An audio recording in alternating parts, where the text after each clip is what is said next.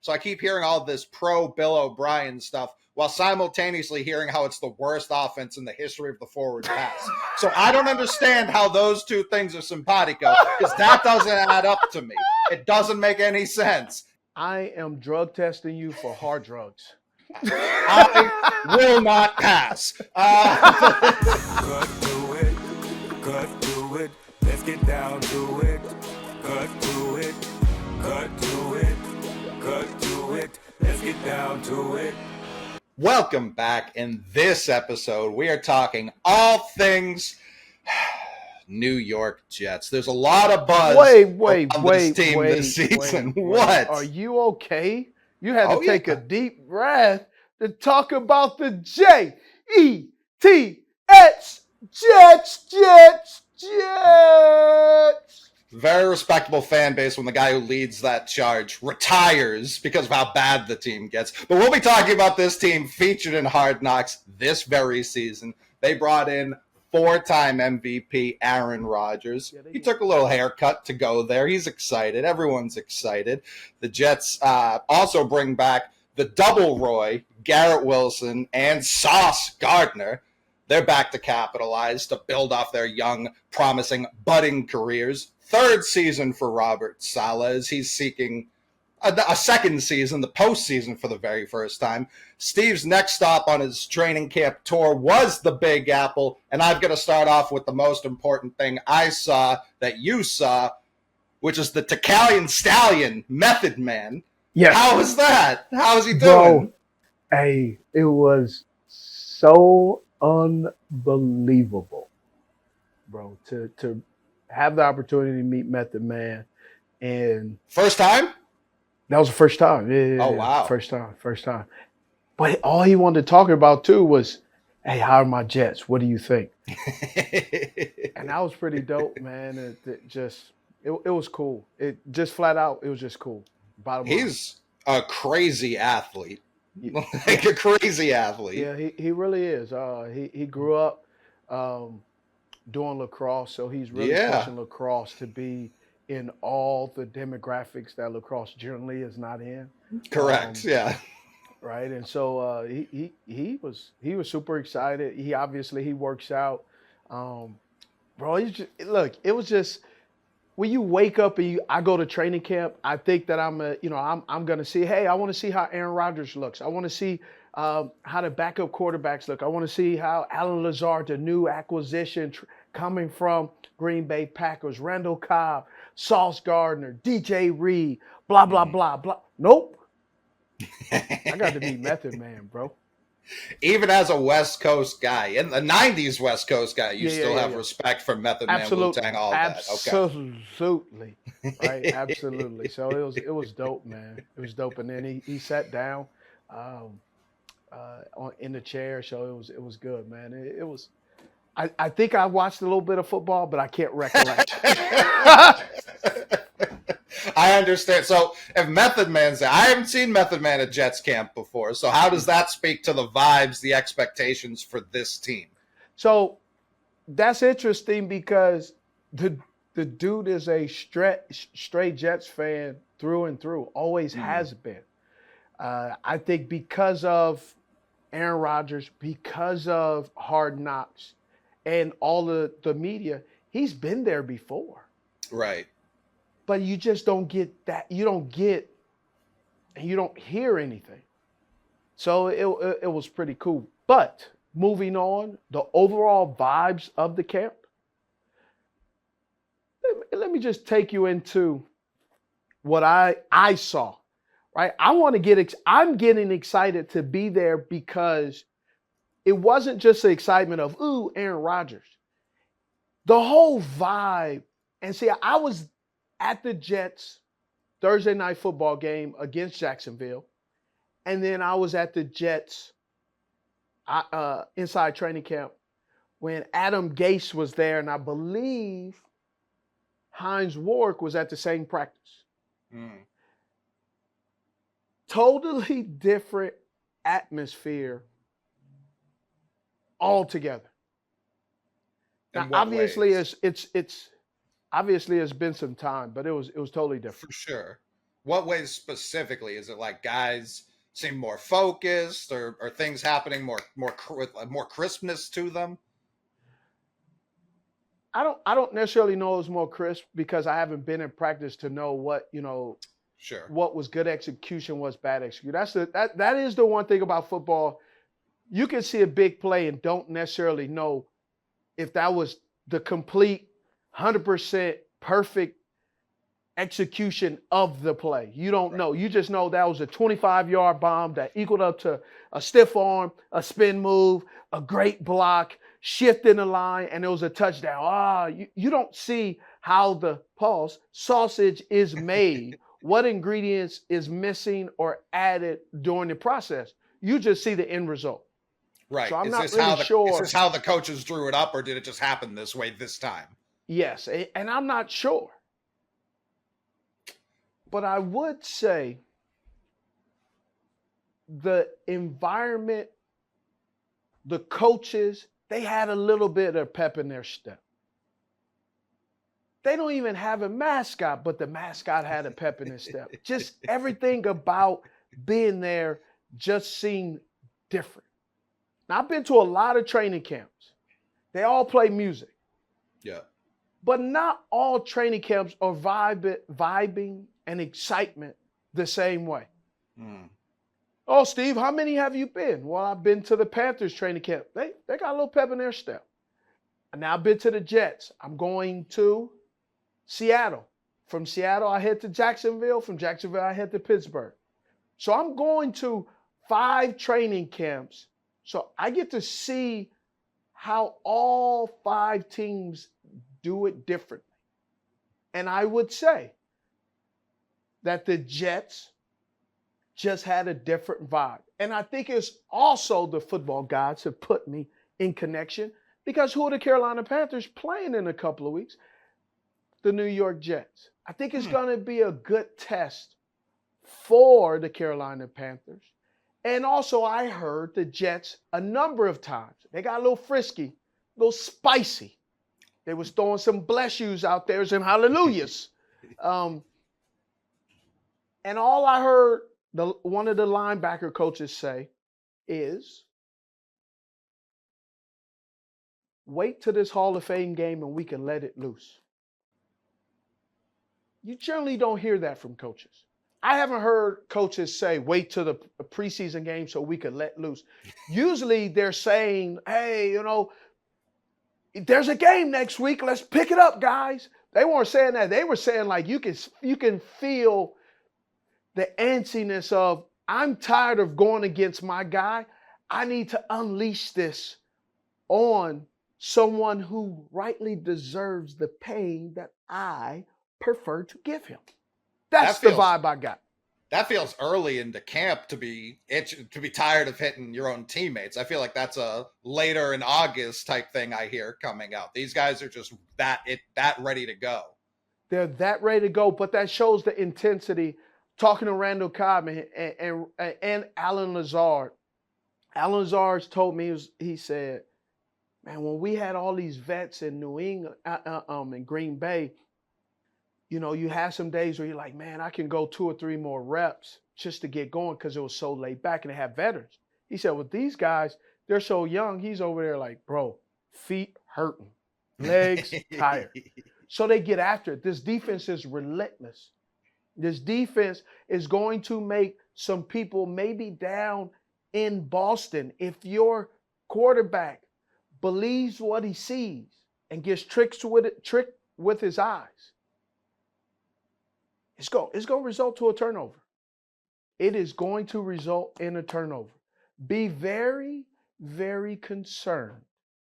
And I'm not talking about Aaron Rodgers. I'm talking about this defense. This defense is not playing. They feel disrespected because of Aaron Rodgers is there. We're not getting what we deserve. It's crazy how much pep in the step, how much juice they got up there. Well, it makes sense. Saleh came from San Francisco. Our 49ers came from San Francisco as their defensive coach. The defense wasn't the problem last year. And no, they were quarterback away.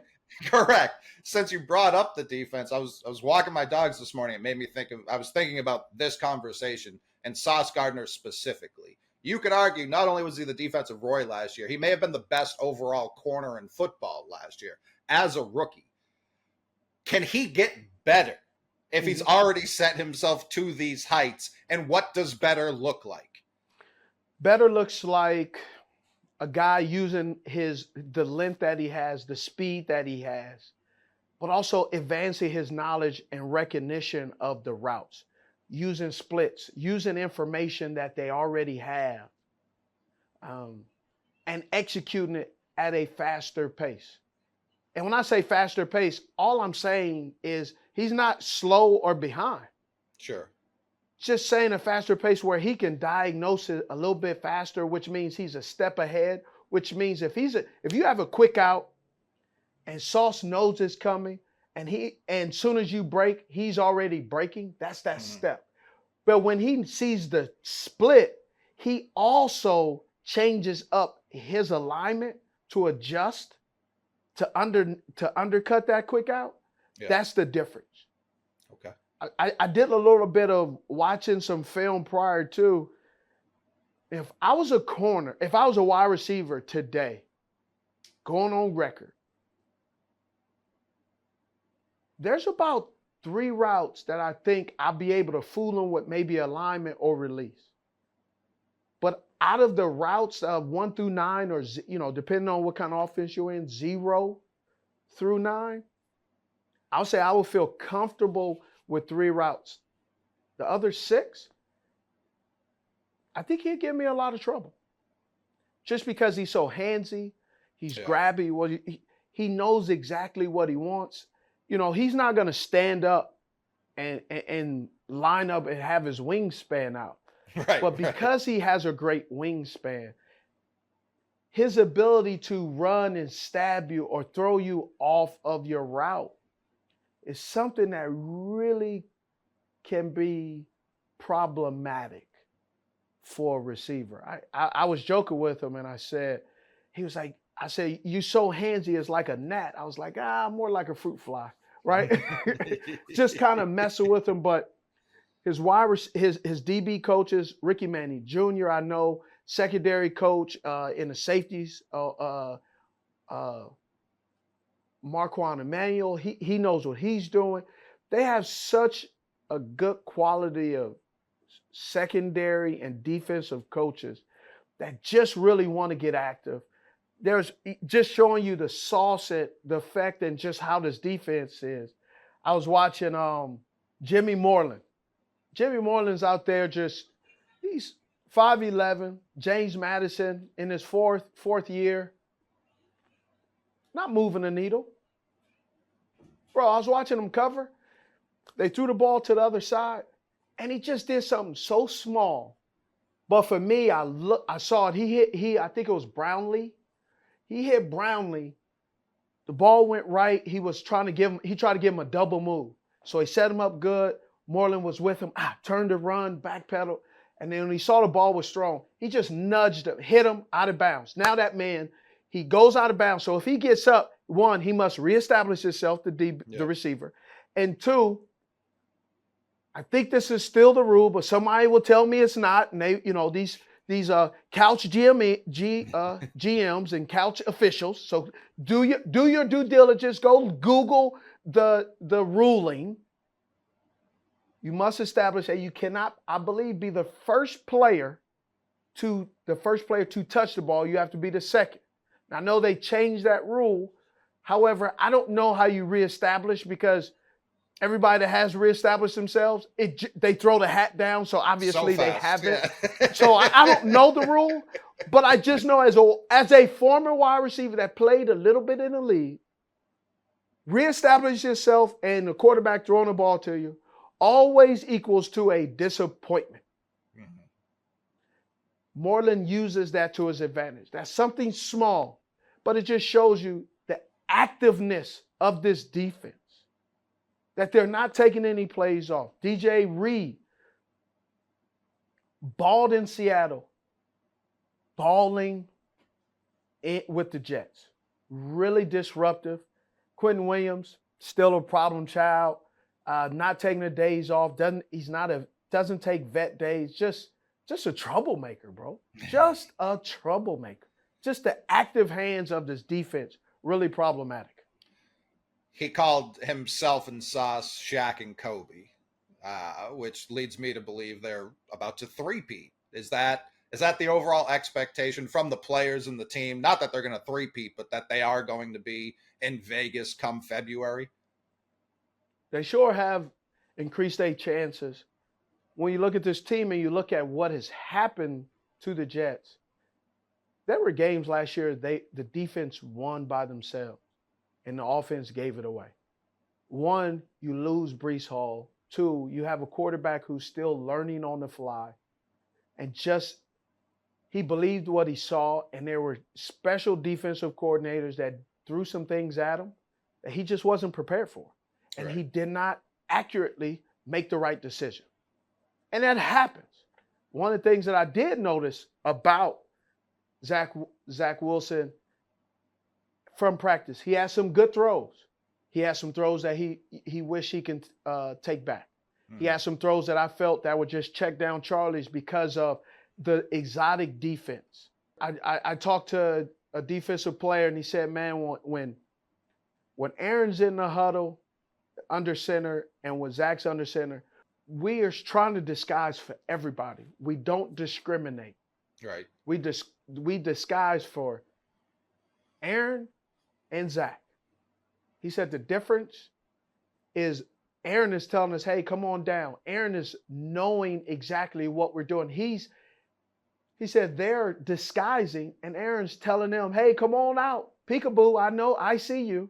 Right. And just showing the advancement, 19 years of experience. The journey he's been through has been remarkable, and it's making the defense even better. And that's a top 5, top 10 defense. And he's already telling them, hey, I know what you're doing. I spy with my little eye a safety coming down. Right? That's really cool. And then I talked to Randall Cobb, and Randall Cobb said some things I found fascinating. Well, He talked about how the wide receivers, they're all different. They got Mikael Hardman, speed guy, right? Vertical. Randall Cobb, horizontal. Garrett Wilson, on the precipice of really doing some cool things. How cool? I don't know, but all I know is I'm not going to sit here and say he's the best, but all I'm saying is there's a crop of second-year wide receivers. Mm-hmm. That is a level of expectation. I'll go down a list of guys so people can stop and say, I'm not jealous, but I'm telling you, there's a difference between looking the part and you doing the part. Garrett Wilson is both. Speed and making great catches. You see over and over thus far social media of him making unbelievable catches. Another guy, Williams up in Jameson. The Lions. Yeah, Jameson Williams. Jameson Williams. You got a second-year player, Drake London. I put him in that same category. Chris Olave. Jerry Jeudy.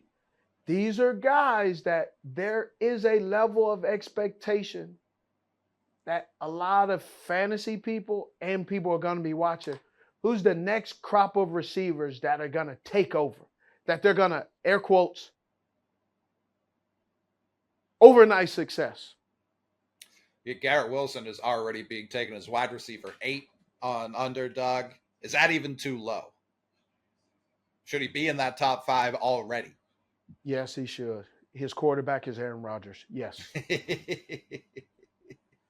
Pretty decent guy to have. Pretty big. Last year he put up over 1,000. He only had 4 touchdowns. Again, we're talking about Mike White. I can't even remember the third string guy. That guy, Strever, whatever his name was. Like Schwarbo. He had such a carousel of mid, to be quite frank. And now he's got a guy who the second he retires is going to have his bust ready for Canton.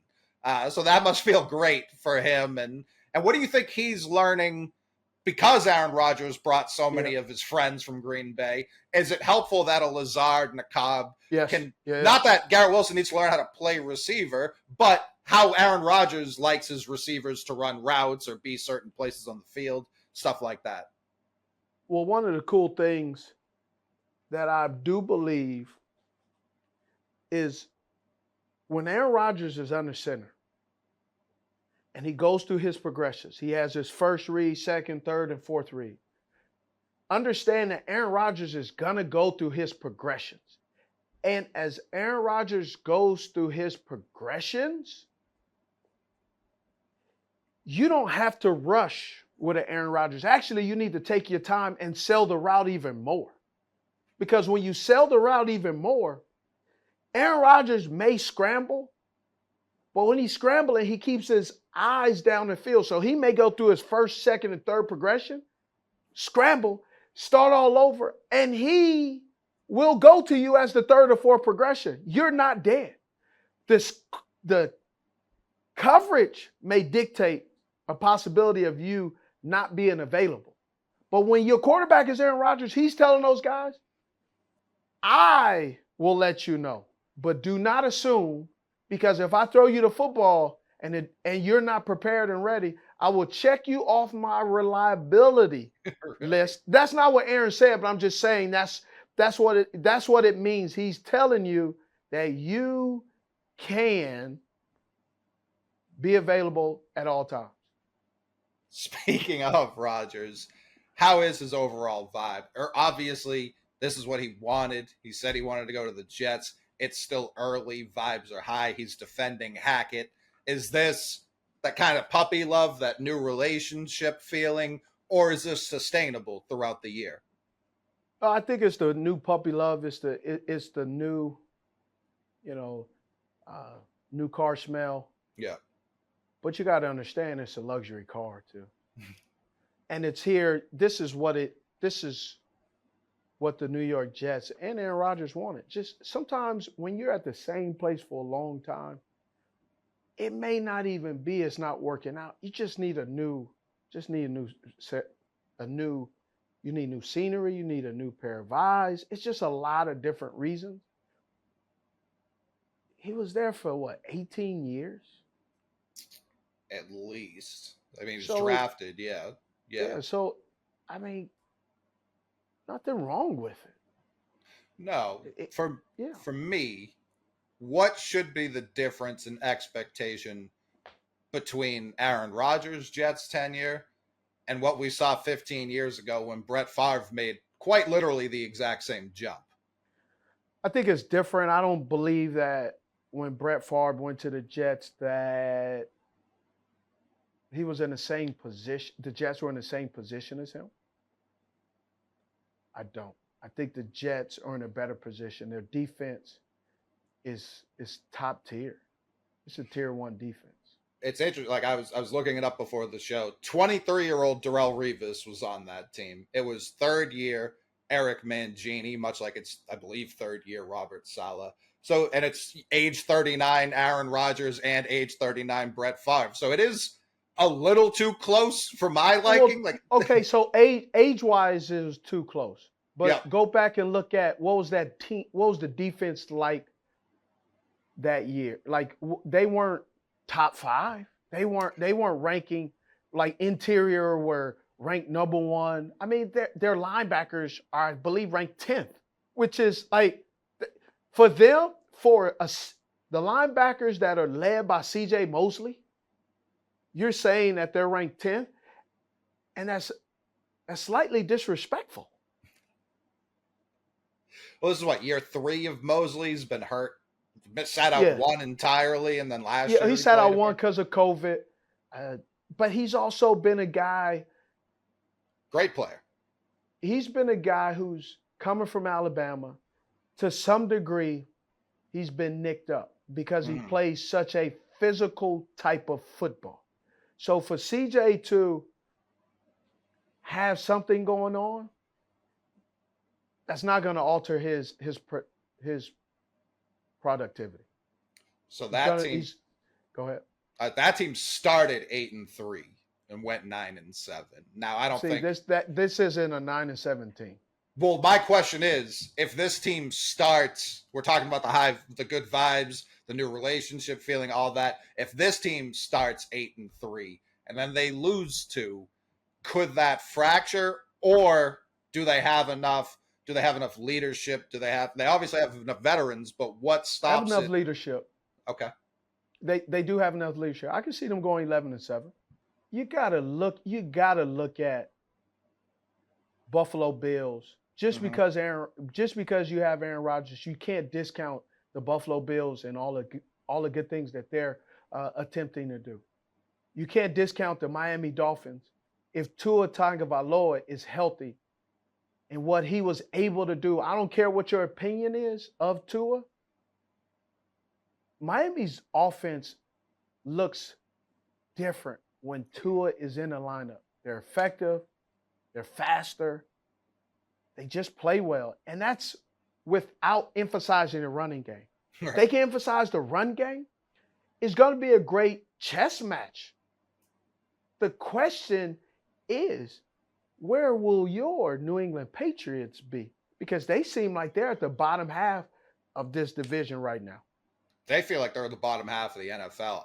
It's been infuriating hearing reports out of camp because I hear 2 things and only 2 things. One, Bill O'Brien has everyone in line, not even in a negative way, but he brings maturity that wasn't there offensively last year. So I keep hearing all this pro Bill O'Brien stuff while simultaneously hearing how it's the worst offense in the history of the forward pass. So I don't understand how those 2 things are simpatico, because that doesn't add up to me.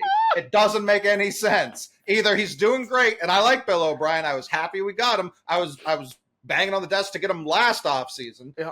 But it doesn't make sense how he looks great, the offense looks terrible. It's his offense. It's literally his offense. How could both those things be true? Infuriating. Oh, so you telling me you optimistic about this year, huh? It's tough because I truly believe in the defense. I think we have the best defense in the division. I think we have one of the best defenses in football. Stop it. What do you mean? Stop it. What's wrong with our defense? It's not the best in football. I didn't say it was the best in football. You just did. I said it was the best in the division, one of the best in football. So, okay, one of the best as in like New England here, somebody else, or New England right here and someone else? I think they're in the top 5. I don't necessarily care where they get slotted, but they're in the conversation. Okay. I respect your opinion on that, and I appreciate you clarifying it. I'll say it like this. If this were... Hold on. Before, are you going to say it with your chest? Always. Okay, I like it. If this were... if this were a prime Tom Brady season, this defense is a Super Bowl caliber defense. That's what kind of defense this is. Gotcha. That's not the case, obviously. We don't have that on the offense. No, you don't. But the defense is that level. If the offense could match the defense, it would be the best team in football. It is not. It is going to be a struggle. Okay. I view us kind of like last year's Jets now that we're talking about it. Oh. Really great defense. I have no problem with the coaching. I agree. Really good defense. I wouldn't say great defense yet because the season hasn't started. For sure. You're only as good as what you did last year, no right? Doubt. And so I'm just saying no doubt that. Right? Agreed. Do they have some dogs? Yes. Did they draft some potential dogs who are right now puppies? Yes. And they will sharpen their teeth and they will get an opportunity to show why they were, where they were drafted, why, how, and all that stuff. But I do have to put them at the bottom right now based off of what we saw last year. Mm-hmm. And also understanding when you change coordinators and the type of coordinators they've changed from and where they came from, we can say, yes, it was the offense wasn't very good because of this guy or that guy. But you're still lacking some other players, no matter who the coordinator is. You can't turn a PB and J into a steak and just say because we changed restaurants. Like carbs don't turn into red meat just because geographical location or because you brought in a better sous chef. Okay, For sure. that's what I'm worried about with New England Patriots when I see what the Miami Dolphins have done, the Buffalo Bills have done, and the New York Jets, what they have done. No doubt. I mean, I think it's the best projected. I know we don't know. The games have yet to be played. Projected top to bottom, 1 through 4, I think it's the best division in football.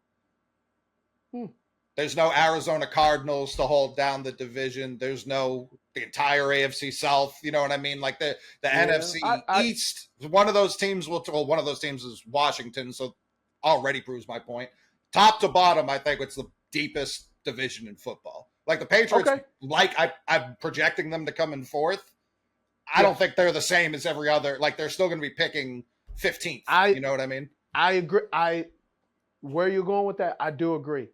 Because what we're talking, if you compare coming in 4th in that division compared to the NFC East, that division, if Washington comes in 4th, you're really going, ooh, how ugly is it gonna be? With the Arizona Cardinals, they're coming in 3rd, or the Rams coming in 4th. It's like, how ugly will it be? The Tampa Bay Buccaneers, how ugly will it be?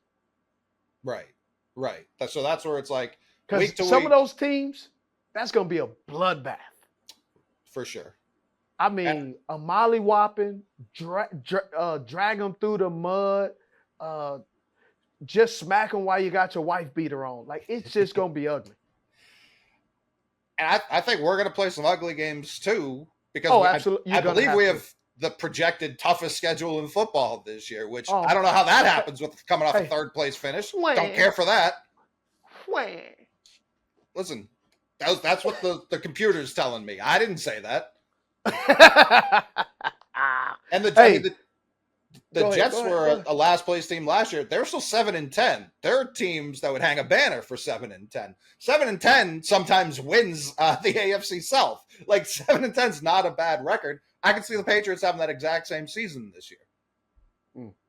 So would you say that Bill Belichick is possibly in the hot seat for the first time?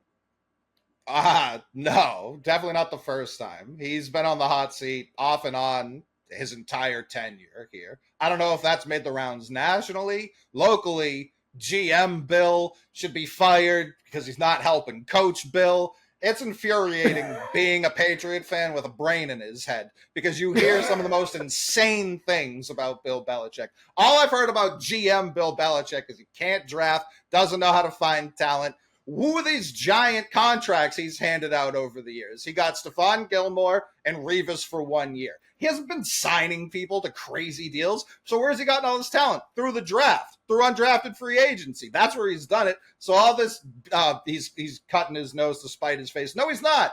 This team's been 500 since Tom's left. That's absurd. Based off, we lost the greatest quarterback of all time and have been still better than half the league over that time with a playoff appearance. I know Kraft's been pushing them like, hey, I need to get back to the playoffs. I would love to get back to the playoffs. They had a chance to get to the playoffs last year. If their special teams wasn't one of the worst units in the league, they win 2 more games. They're in the playoffs easy.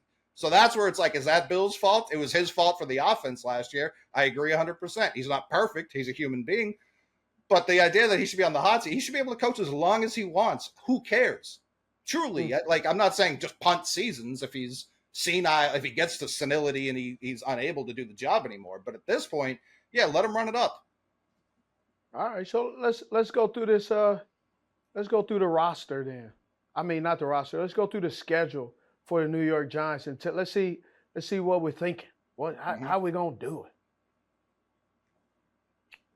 So, what do you mean how we're gonna do it? No, I just want to go through and like see, like, okay. So I wonder how this team is gonna end up. Like, let's see. So you got the preseason, got the Hall of Fame game against the Browns. What you think? Zach Wilson, I believe, is going to play. Aaron Rodgers is not going to play. What do you think? How do you think the Browns and the Jets game is going to unfold? That feels like a more important game for the Browns. Honestly, yeah. Deshaun should get as many reps as they feel comfortable with, just based on how rough last season was. Like, get him as many free game simulations as possible before the season starts. Yeah, I agree. I'm more interested in the second week. Okay. With the Panthers, because, in my opinion, the second week is probably where I think Aaron Rodgers will play. Right. I'm also interested because the Jets are coming to Carolina a couple of days early, and they're going to be practicing against each other. Ooh. So you get to see this spicy defense. Yeah, you do. Right? The best defense in football, or top 4 defense, versus top 10 defense. On paper, this is all paper. Mm-hmm. How do they counter each other? You got two, even though Bryce Young is young, like, people are talking about Bryce Young has thrown 4 interception every day in practice. I don't have a problem with that interception, because what that is telling me is he's seeing something and he wants to see, can he fit it through that window. Versus what I saw Zach Wilson do is there were times they had covered 2, I believe, 2 or 4 that they were running. And Zach, look, check down. And the reason why I'm critical of that is we've seen Zach Wilson throw the check down. The question mark, Elijah Moore, guys are running open and he wasn't able to see, confirming where he's going with the football. That's telltale for me. That's because the evaluation process in the draft, processing, clutch. Does he see it fast enough? Does he know where to go pre-snap, once snapped, adjust? I know people say if you throw a check down, that's not a bad thing. But if your check down becomes what you do all the time, right, that's where it does become a bad thing, because now you are touchdown to check down. The name of this game is score points, not score possessions, not score completions. Touchdown. Mm-hmm. That's what. So I'm really interested to see how that goes.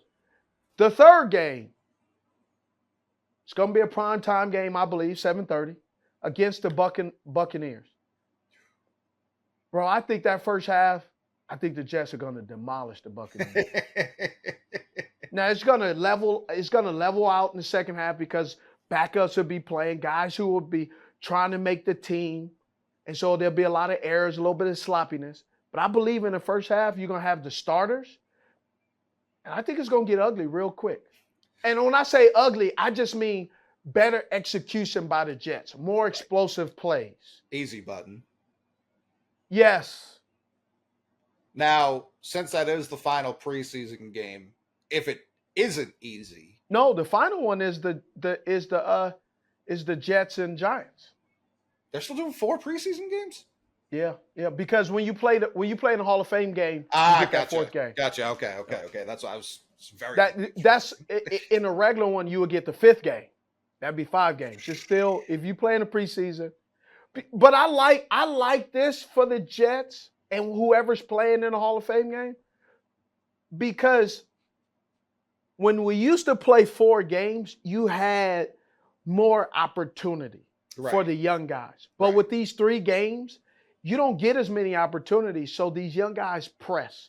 That's why I actually like this 4 games for these teams, because some of the guys who are lower on the roster get opportunity to get some in-game action, to evaluate, to possibly be picked up from other teams throughout the season because of the shorting of preseason. Well, even if it is this fourth, Rodgers and them won't be playing in the fourth, right? No, absolutely not. Yeah, so going back to that third one, if it isn't a blowout in that first half with all the starters, should Jets fans be worried at all, or is it No. just like there's still plenty of time? Well, I don't think it'll be a blowout. I just think the execution will be so much better Right. than the Buccaneers starters. I can see that, yeah. I just mean a coaching tape. It'll be a lot of good things to show why the Jets are a better team than the Tampa Bay Buccaneers. Shouldn't be that hard. No. Now, what I believe though, that's an area of concern for me. Just what I watch, because they're going against this defense, is the offensive line for the New York Jets. Yeah. They're still figuring it out. They're still, Mekhi Beckham, he's stacked some good days, finally, because he has some shaky days. And those shaky days should be expected. My man has been injured, not being able to play football for 2 years. So his mind is going 100 miles an hour, and his feet are trying to keep up. Right. He's a big man too now. He is. He's not a Steve Smith over here, 5'8". I mean, this boy, he's big, and it was a great opportunity to see him. Good head space. I asked him how he was doing. He's like, man, I haven't played in 2 years, bro. Right. I'm trying not to think too much. When I hear that from a player, that means he's taking it serious. Listen, Jet fans, he may have the issues, but he's taking it serious. He's just trying to, what he said, man, Steve, I'm just trying to stack it on day by day. I love hearing that from a young guy because he understands the importance, but he also understands if he doesn't step up, he's going to step out. Oh, yeah.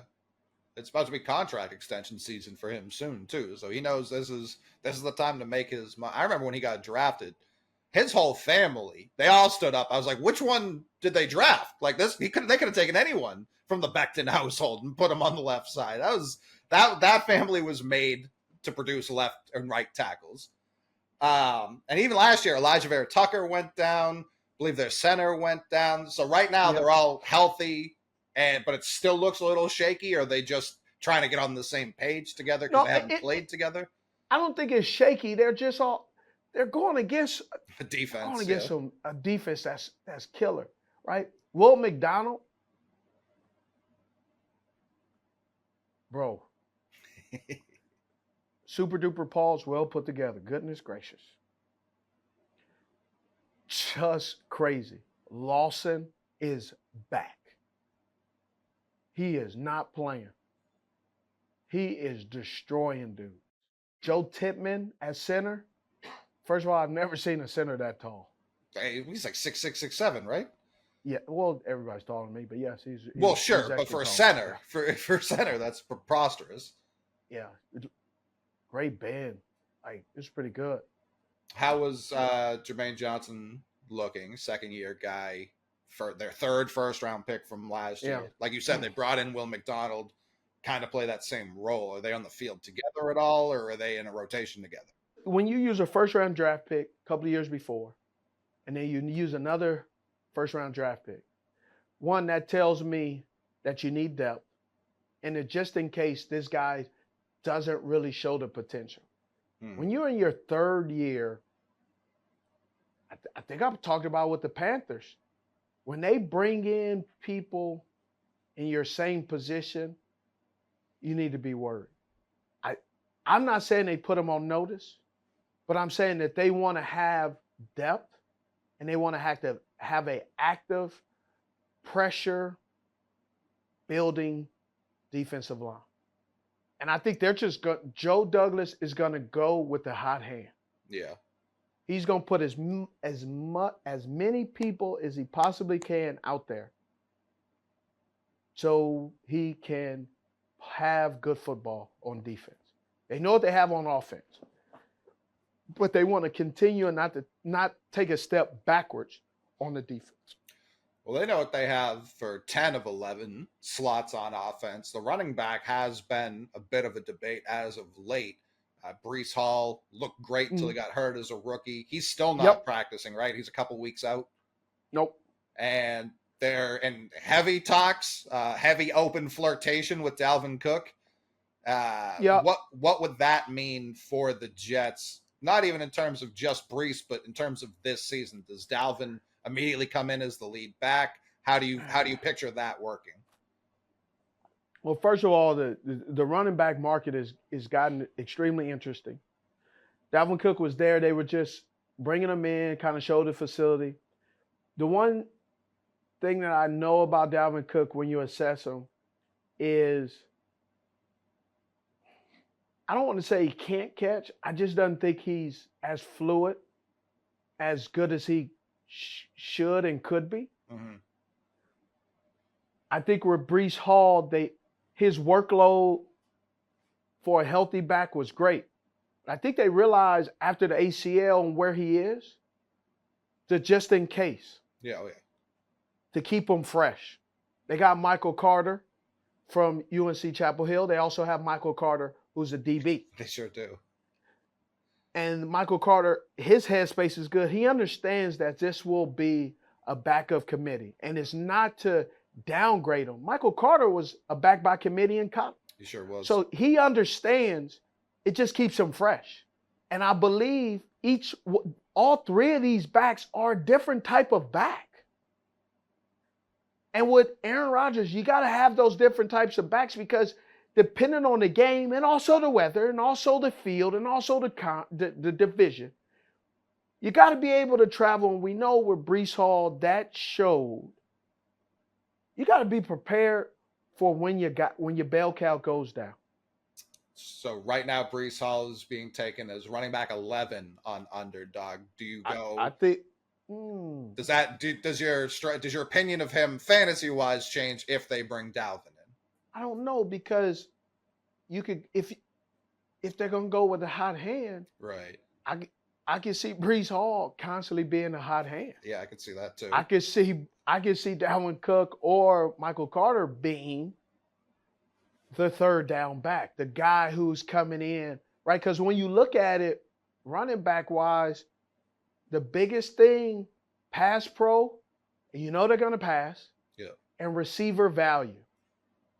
And when I go back and think about it, I just don't see Dalvin Cook receiver value ever being up there. Now I could be mistaken, but I don't recollect his receiver value blowing up. No.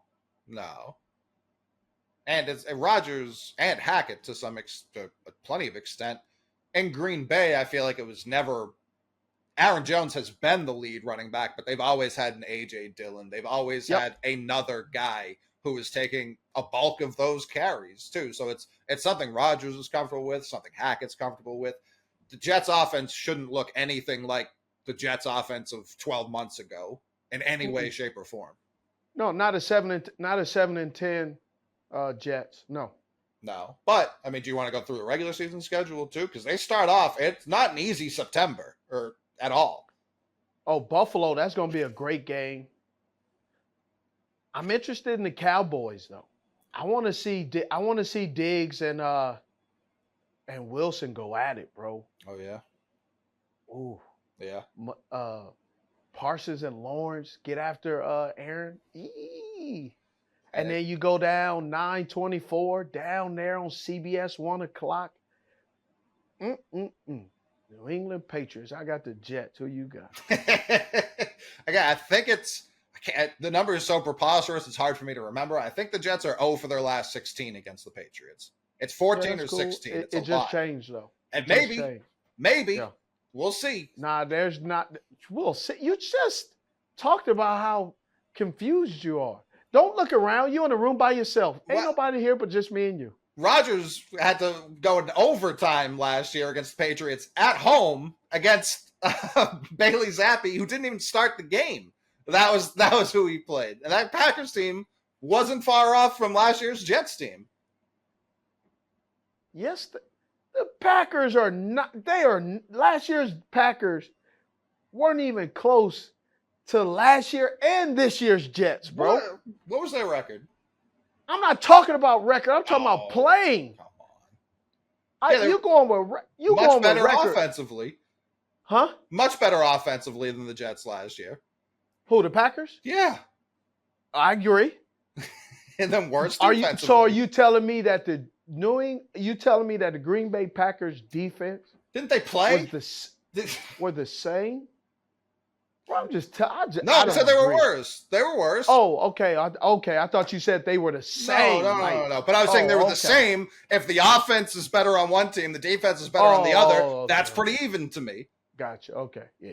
No, defense was not the same. I'm not crazy. I thought I heard you the wrong way. No. I was about to go nuclear on you. No.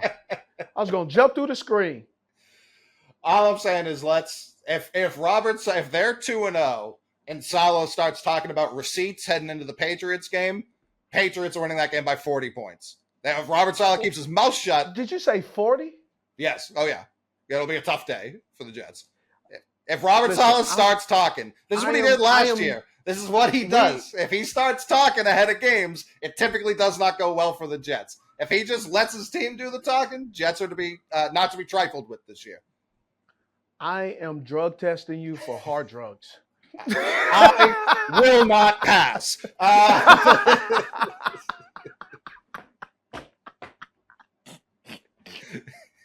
I said hard drugs. Oh, gosh. All right. I mean, no joke, though. This Patriots game is their softest game until their bye week. It goes Patriots. Yeah, I agree. No, that's not true. What, Broncos? Yeah. That Broncos defense, though. Like, we're talking about elite defenses. PS2's not concerned about anyone on the Jets. I agree.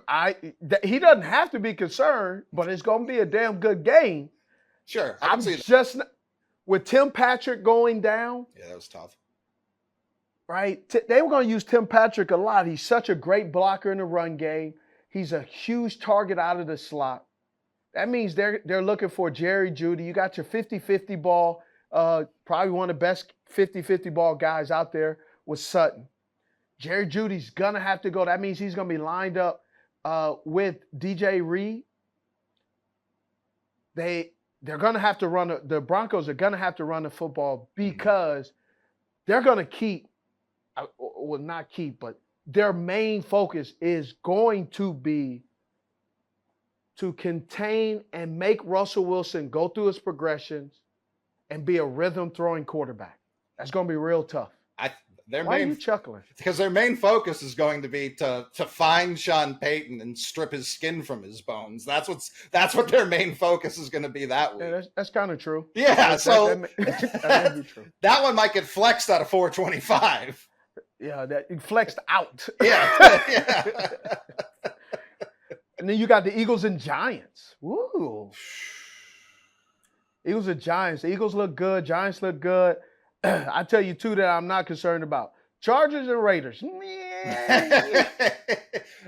Should be more concerned with. It's West Coast to East Coast. The Chargers having to come to New York is I don't even know why they show up. Honestly, they lost. They have already lost. That game's November 6th. You put the L on the schedule there. Going down. You got Bills. You got Dolphins. Thanksgiving. Bro, I am hearing. So the Atlanta Falcons, going to be a great test for all.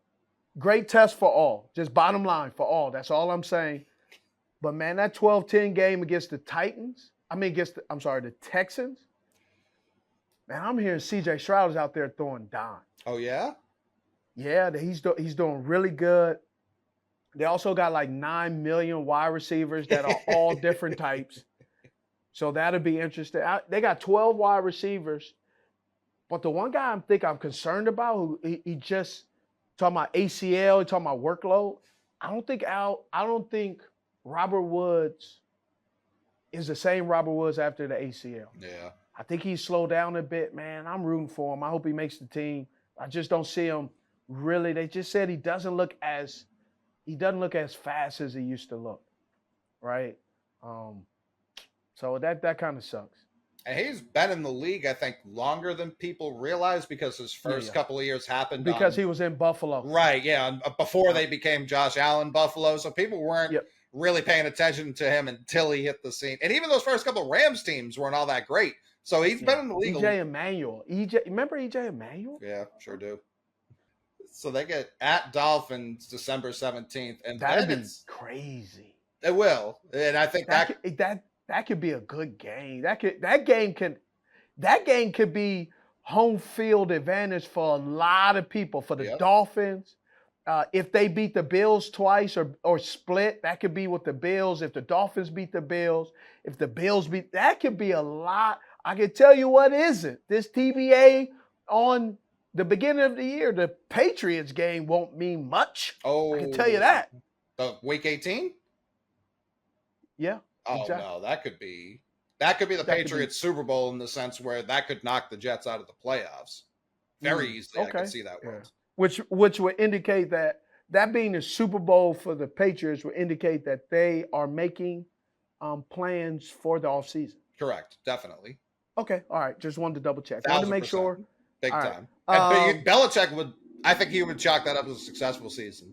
If that was, if they kept the Jets out of the playoff, I've never fully understood why he hates the Jets as much as he does. I heard why, but I can't say. For sure. I understand. But even the way he quit them, just went to New England, has held this grudge for 20 plus years now. Him keeping the Jets out of the playoffs January 7th, he'll have that team. They'll have their vacations booked, but they'll be focused for that game at the same time. Absolutely.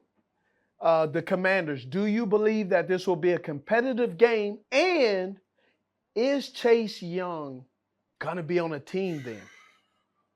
I feel bad for Chase. Will Ron Rivera be coaching still, or will Eric Bieniemy be the interim head coach? It's very easy to see Bieniemy taking over by this, like super easy to see. But it's also weird because if Bieniemy gets Howell looking competent, and McLaurin's already saying a lot of nice things about Sam Howell. Hold on before this. Okay. Before you say this. Okay. You know what I want to hear someone say? That we probably will never, ever hear someone say, hey, this draft pick we got, he's not very good. We made a mistake. Listen, everybody is, oh man, he looks good. And you're like, no, I just went to practice. No, he doesn't. Elijah Moore last year was screaming from the rooftops, Zach Moore does not look good. He was saying that very openly. Where the whole Jets receiver camp was like, man, Flacco throws a nice ball. So that was the one time we heard it, was last year with this very Jets team. That was the only time I've heard it. But it's a fair point. I like Howell. No one comes in there and goes, man, we had practice today, and they were awful. Didn't throw it past the line of scrimmage once. We couldn't get the offense moving at all. Yeah, that's never happened. Yeah. But in the off chance Bieniemy gets Howell to look like a competent pro. I want to go on record. I'm not rooting against Coach Rivera. I'm just asking a question. Oh, yeah, it's on the table. Because he's made it through his fourth year. And generally with coaches, their third year is kind of where they are. First of all, there's a 62.6% chance that the New York Jets win and a below 40% chance that the Washington Commanders win. That is the matchup prediction. Okay? So I'm not throwing stones or hating. I'm just telling you what they're predicting. They're already predicting a below 40% chance that the Washington Commanders win. Okay? And that feels high. It feels high. Respectfully, it feels high. Hey, tickets on sale too. I bet. Christmas Eve, you want to watch Jets Commanders? I'll pass. That's yeah.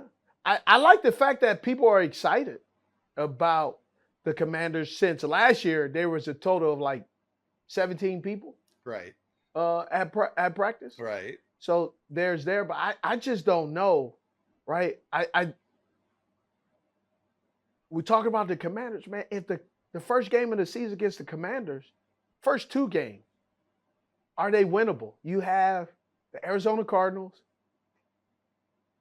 and then you have the Denver Broncos. They actually have a pretty tough schedule. I'm looking at it. They have a tough Cleveland, Arizona, Broncos, Bills, Eagles, Yikes.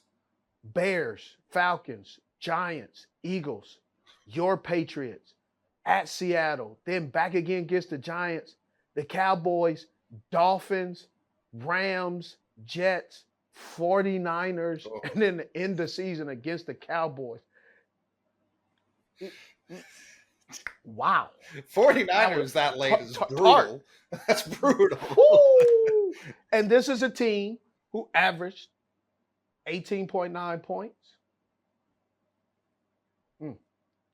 That's tough. That's tough.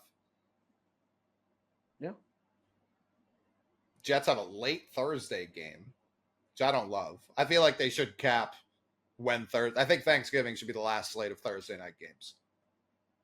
Week 13 and beyond in the NFL is going to be bananas because they have this window to tell teams.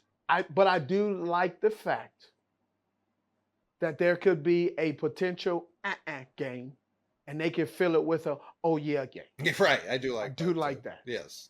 Because there's been some games where I'm like, do I really have to watch this? And now you can tell me, hey, guys, yeah, let's get those guys out of here. Let's put these guys on. I'm excited about that. I do like that.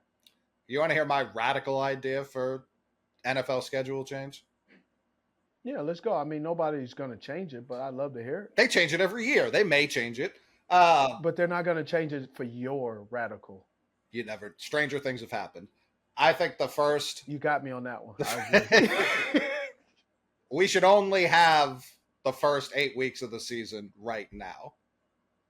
You play out the first. Imagine a mid-season schedule drop. Absolutely not. You talking to? Oh, bro, no way. You play each one of your teams in your division once the first half of the season, so you know those are coming in the second half.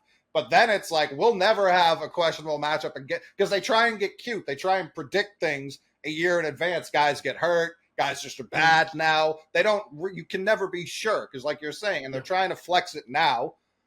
But if you had a mid-season, the NFL loves events. They love making events out of nothing. If they could have a second schedule drop, man, oh man, teams would be scrambling. I think you put the trade deadline the next day, so teams can either be like, you know what, forget it, or no, we're going all in. We really like these matchups.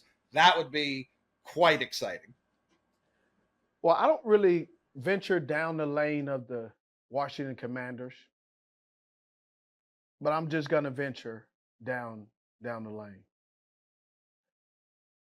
Brian Robinson, Antonio Gibson, they're 2 running backs. J.D. McKissick, they're running back. Then I got Scary Terry, Curtis Samuel, Dotson, Brown from UNC Chapel Hill. Where do you think how do you think this Washington Commanders team will really shape up this year? When you talk about how good the Giants have become, how good the Cowboys are. Yeah, the Eagles are the team that everybody's looking up to. You have to because they're the reigning NFC champs. They were they were a quarter and a half away from winning the Super Bowl. What is a realistic expectation for the Commanders? I don't know what the expectation is, but I'm also looking at the Commanders, and I can see the Commanders being like the Jets, where the first thing that pops up in my mind is defense. Right. They have a few pieces on offense, but is it really going to transfer because of their coordinator that you automatically say, well, they got Eric Bieniemy, their wide receivers coach, Bobby Ingram, who's done remarkable things. All of a sudden, do you throw them in there and say that things will turn around immediately? Or will it be the Commanders that we have long to know that they will just be okay? I think best case scenario is their last year's Giants, where their team, not a lot of people are predicting to make a run. I think they had one of the lowest win totals, the Giants last year, and then they were in the playoffs. So I think that's, if everything goes truly right, like you said, the defense is a top 5 unit in the league. Chase Young is the guy he was projected to be coming out of Ohio State. The corner they took from Mississippi State this year, Emmanuel, I'm blanking on his last name. Forbes, thank you, Emmanuel Forbes. Second corner taken from in the Mississippi draft. State, he could play. Yeah, so led the nation historically all time in pick sixes. So if these guys start adding juice to your defense, and then if Sam Howell's just adequate, they haven't had adequate at quarterback since Kirk Cousins, and that's been a while at this point. And when Kirk Cousins was there, they didn't have the other pieces to help complement him.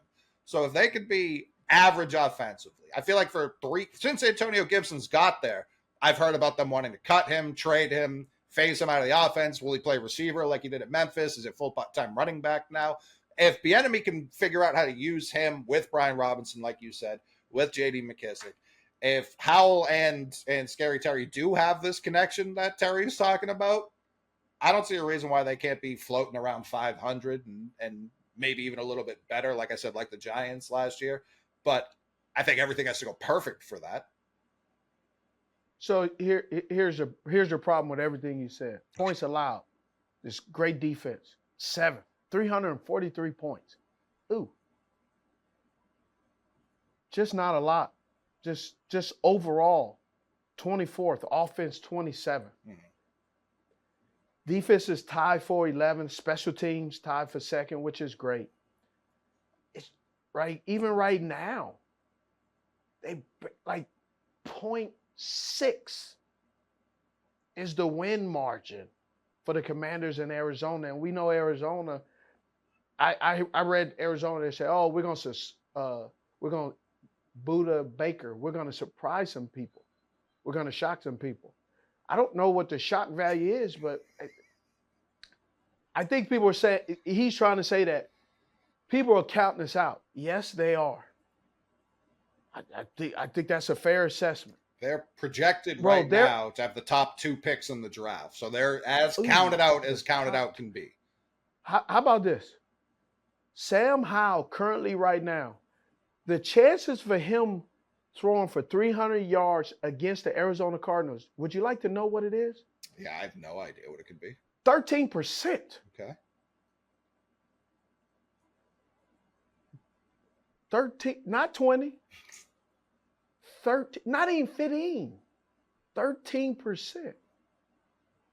In football, that's bad. Now, if we were doing stocks, I'll take a 13% return. But ew. That's also, there's not a lot of data, NFL data on Sam Howell. I think he played once. Yeah, there's a reason why. Because they were tooling with Carson Wentz. Yeah, that's not Sam Howell's fault. No, it's not. But that also tells you where Sam Howell is, this offense. I don't know. I just kind of toy around with. Sometimes I don't like to look at stats, but I'm starting to get into looking at it. And it's really been remarkable how much teams really go, So the question is, who is going to be opening day starter? Sam Howell or Jacoby Brissett? I love Jacoby, but I feel like you start with Howell. If it goes poorly, you bring in Jacoby. We know what Jacoby is. He's okay. He's an all right, completely average. No risk it, no biscuit. Yeah, there is a firm ceiling on what Jacoby Brissett will bring to your offense. That's true. Howell, he's a question mark. We don't know. He could stink. He could be the worst quarterback in the history of arms and legs. We don't know. I hope not. I hope not too. But it's on the table. I hope he's not the worst quarterback between arms and legs. I hope not. He could be. Because there's a few other people that I could throw in that category that could be there. No doubt. We talked about one on this show. But people forget when Kenny Pickett got drafted, there was this immediate Dan Marino connection because he went to Pitt. Pittsburgh Steelers fans still hate the 83 draft because they passed on Marino. He could have came in after Bradshaw. They've been chasing that. Kenny Pickett was not the Dan Marino comparison of that draft class. It was Sam Howell. Because if you remember Dan Marino's junior year, he was projected to be the best quarterback in college football. Then his senior year at Pitt was awful. He had more interceptions than touchdowns, to the point where Pittsburgh Police Department opened an investigation to see if he was on those aforementioned hard drugs you suspect I'm on. That's what happened with Dan Marino. And if you remember Sam Howell, his junior year or sophomore, I can't remember if he was a junior or sophomore, his second to last year at UNC Chapel Hill, he was projected to go first in the following draft. And then his entire offense got drafted. Daz Newsome, De'Ami Brown, who's on this team as well, Michael Carter, Javonte Williams, I believe a tackle got drafted as well. His whole offense leaves, and then he's not as good as senior year. He falls to, I believe, the third round is when the Commanders took him. That's the Marino comparison. If he's going to hit, it wouldn't shock me. People were very high on him when he had NFL talent around him. The receivers aren't the problem in Washington. I think we can agree. I think he could surprise some people. Does that mean I'm picking Washington to compete for a Super Bowl this year? Of course not. I wouldn't be shocked if he was their answer at quarterback. Yeah. We'll see. We will. That's the great part. We'll find out. I was listening to you and I'm going, we'll see. We shall see. But I do think it's going to get interesting with the Commanders declining Chase Young's fifth year. Yeah. Chase Young gets hurt. It's not his fault. He comes back. He's a leader. He's very vocal. He works his tail off. Chase Young getting injured, the business aspect of it, they have to do what they're going to do. I hope Chase Young gets back to what he used to be because he was a great young guy and had a lot of promise, and I hope he heals up and continues to give us that fear factor on defense that we really haven't seen from a young guy on the defensive end in a long time. Yeah, it's like Myles Garrett and Nick Bosa. That was really it. Everyone else, it's like, yeah, but I'm just talking about guys who like TJ. All those guys have stayed healthy. Sure, but Chase, you kind of was like, oh dang, and now you're hoping for him to come back. Oh yeah, because we're sitting here talking about what can Sam Howell be. They took Chase Young over Herbert and Tua, and so it's he for Commanders fans. I know they look at that pick and they go, They also believe they would have messed up Herbert and Tua, and they wouldn't have gotten the same guys Miami and LA have right now. But that is kind of the comparison. It's not even other contemporary DNs. It's those two quarterbacks. I agree. Well, man, it's been great chit-chatting with you, man. In a couple of days, I'll hit you up in Seattle, tell you what's going on. I'm excited. I'm very high on Seattle. They're wearing the 90s blues. I think they feel confident up there. I'm excited to hear what you see out there with your own too. Well, it'll be interesting because I'll be doing some things up there in Seattle that you'll have to tune in to hear about that'll give me up close and personal, almost HD, 8K, that I'll be able to see how the DBs and wide receivers are going. Tune in. Most interesting jobs is back in effect, and I'm coming in season 2. With a lot better jobs up close and a lot of fun. NFL's hardest working man, Steve Smith Sr. Whew, that was bad. But I disagree. There's look, the host, everybody's working hard right now. The NFL Network is covering all training camp in so many days. I enjoy it and I complain at the same time. Is I get to fly in all these different cities in a short amount of time and still gathering up a ton of information. It's a gift and a curse, and I'm just going to go with the gift right now. Yeah, it'll be over before you know it. Blink of an eye. Yeah. Blink, it's done. All right. I'm Steve Smith Sr. Coley Mick. This is Cut to It. See ya. Cut to it. Let's get down to it.